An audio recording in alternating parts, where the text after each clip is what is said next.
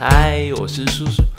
嗨，我是叔叔。最近开始研究当 YouTuber 以来，觉得真的是非常困难。很多人的口才都非常好，看起来都很顺畅，不尴尬。是尴尬好像是我的特点。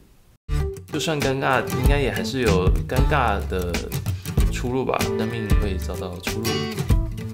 今天有想到以前补习的故事，可以讲给大家听。大家有去过那种超大补习班吗？就是座位超多排，教室从左到右有2、3个教室那么长，因为他的那个学生很多，所以后排的座位就会非常高，超长的铁桌。然后我以前就坐在很后排的时候，整个头就靠在桌子上，我的手是一个桌子的概念。我就发现了这招就是假扮的手机的震动声音。大概像这样，什么东西？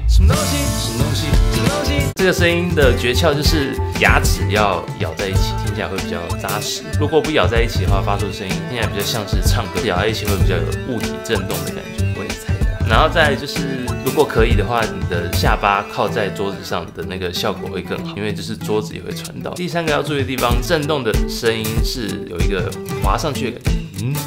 很快的从低到高的声音，到最后结束的时候要再有一个下去的声音，这样子，所以连在一起就是第4个要注意的地方，其实可要可不要。研究过，就是手机的震动的声音大概是介于发跟声发中间。好，我们来验证一下，听起来是不是声发的？是吗？其实我现在看不到，但我猜应该是。所以如果你发出发到声发中间的音的话，听起来会比较有说服力。大概就是这样。你要怎么判断你有没有成功呢？就是你然后你旁边人就开始，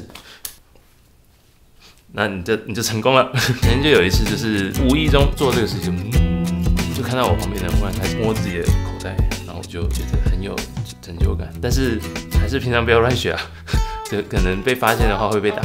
顺带一提，如果你想要假扮的是发讯息的声音的话，那是3个短声，听起来像这样。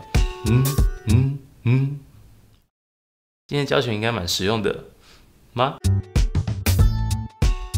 以上就是今天的音效教学。如果喜欢我的影片的话，请记得帮我按赞。